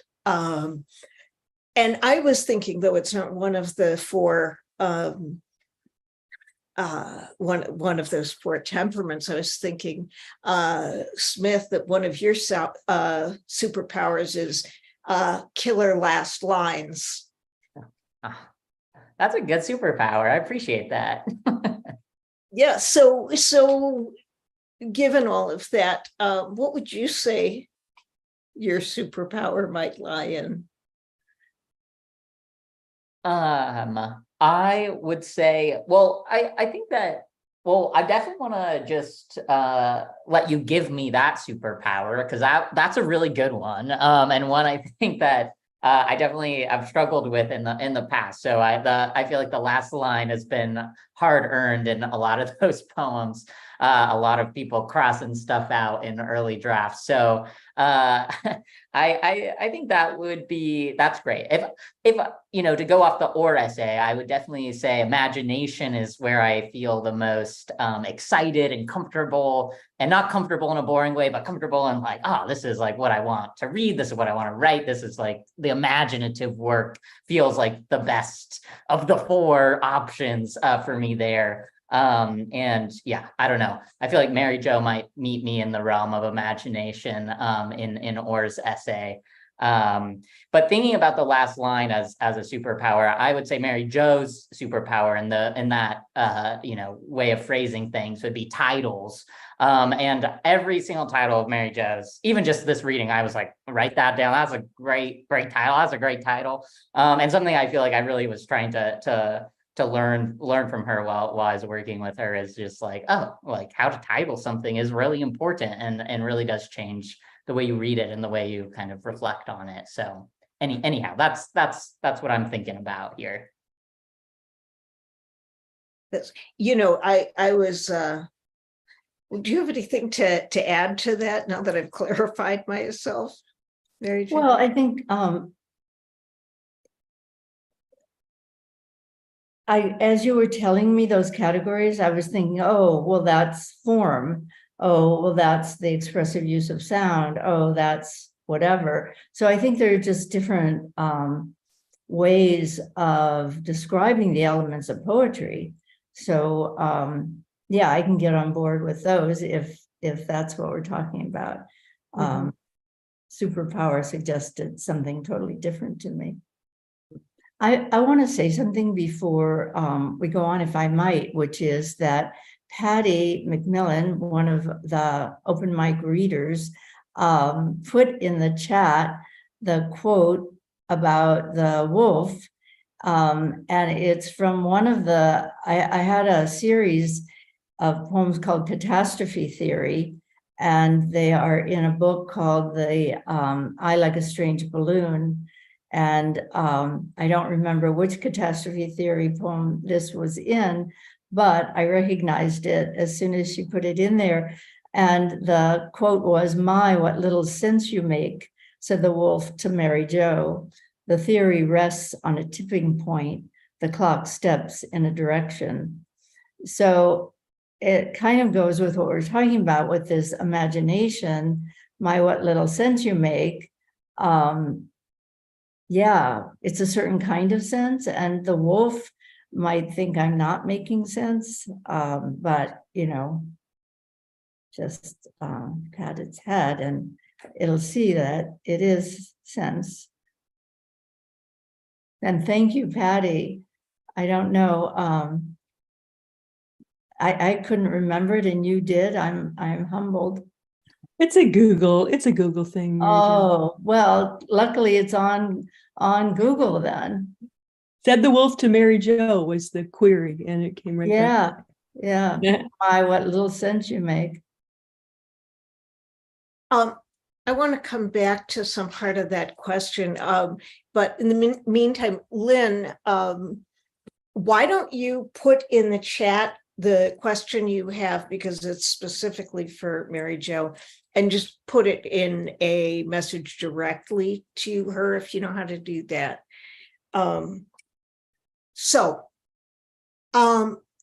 I started to get this image, and as you were just talking about your writing, Mary Jo, was you're talking about uncertainty. And so maybe that what psychologists actually call ambiguity tolerance is maybe one of your superpowers.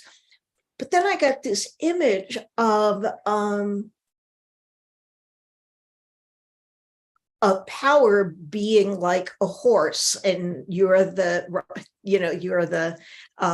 chariot driver or rider, and your job is to harness and take the power of whether it's uncertainty or whatever, and internalize that, but that also those powers of the horse can take us places that we are not intending to go, which is one of the wonderful things about writing too.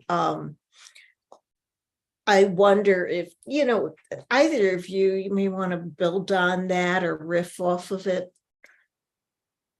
Well, I'll say that I think poetry is that realm in which we can do things that we may not be able to do in life. Like in my life, I don't want any uncertainty. I eat the same breakfast every morning. I mean, I want so much certainty, and it's a burden, right? And so maybe I look for an art form where I can let go of that and enjoy uncertainty. And what about you? Where it's safe to be uncertain. Yeah, it's a great question. I think that I don't know, I think this is like one of the reasons, and Mary Jo, maybe you would be someone who has something to say about what I'm about to say, but I think one of the reasons I'm really drawn to like surrealism, for instance, and like all these surrealist artists and painters and visual artists in particular, is because that boundary between certainty and surreality or ambiguity or something very odd, right, kind of comes to a heads in those, especially that visual art. Lenore Carrying Max Ernst are my two favorites. I think Odilon Redon. I think Mary Jo, is that one of your books? Has a painting? I Like a Strange Balloon. Right. Okay, that's what I thought. I got nervous, so I didn't want to say it. But No. yeah. But right, all these painters, all these visual arts collages, right, where the ambiguity and certainty are just like coming right next to each other, right, and literally like collaged, right, where you can see the edges of the paper, right. It's not necessarily trying to be one thing or the other, but those two things kind of always back and forth on a piece of paper, which is, I guess, when writing or putting my poems together, I kind of like thinking about those things. So that's how I kind of imagine that. Yeah. Lynn just mentioned Remedios Votto, who has a major exhibit at the Art Institute. Are you aware of that, Smith? No, I just got back to Chicago a couple weeks ago, and I'm out of the loop. But I'm glad to know that now. Well, Yeah. that is really exciting to me. So, maybe we can create a group tour. Yeah, I and, like and go to that. Something else that the two of you may want to react to. When you were talking about your writing being a place where you can do or express or live in things that you don't normally feel comfortable in.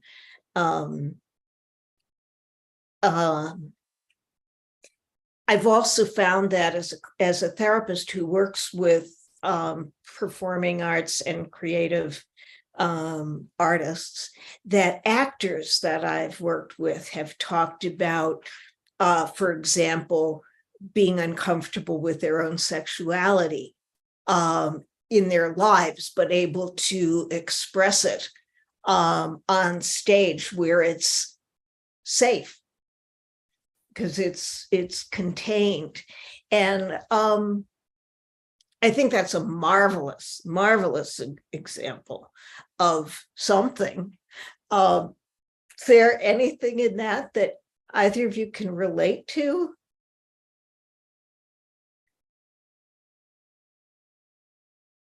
Yeah, I can start, and I think that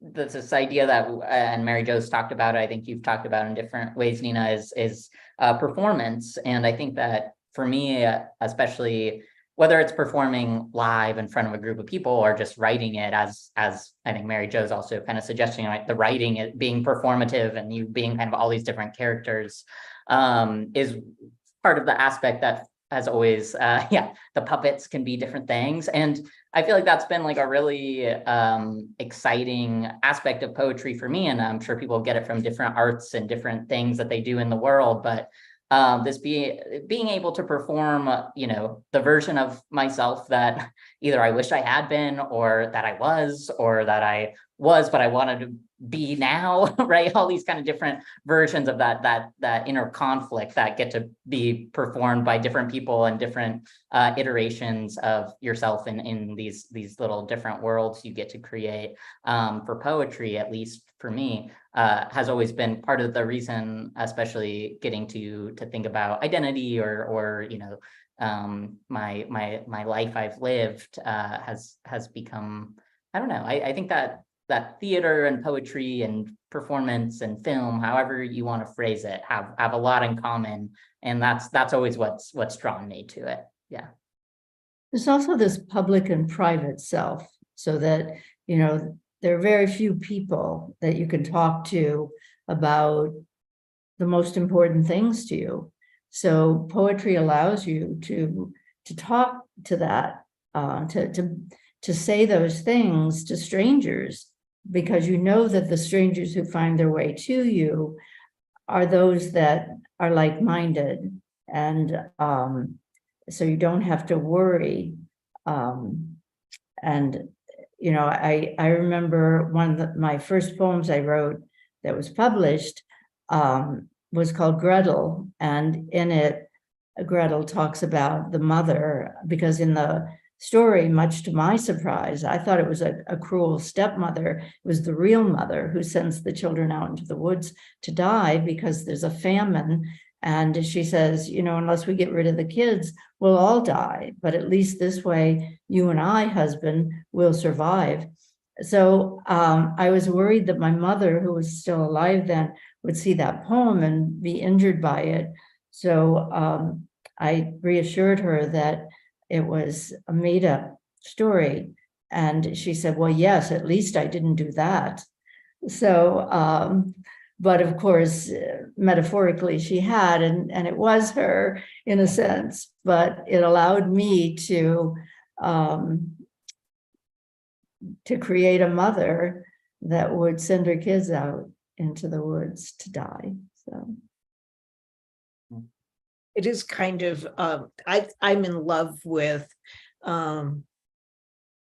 work that draws on mythology or fairy tales or whatever, because there are these kind of deep psychological and sometimes political undercurrents, the deep undercurrents in them. And I'm thinking about Margaret Atwood, no, not Margaret and Sexton's work, and how she has those transformations poems where she voices the myth or the fairy tale and then gives her own parallels to it. That is a remarkable thing where we actually are either climbing into or climbing on the back of those stories. Nina, Yeah. Okay, so we're at 9:01, right? And we can go over a couple of minutes, just maybe to wrap things up. Do either of you want to say anything by way of? no, not, I mean, I can't speak for us, but I have nothing more to say. I feel like I've said a lot. Yeah, I think it's been a hearty night of poetry. So yeah, but thank you so much, everyone, Yes, for being here and thank for you. running all of this. And the wolf thanks you. Well, thank you all very much. Thank you, the people in the open mic. Really thank you to Mary Jo, and not only for her work, but for turning us on to Smith's work. And I look forward to seeing you in upcoming months. Have a wonderful month ahead. Aloha. You know. Everybody. good night. Bye. Night, everybody.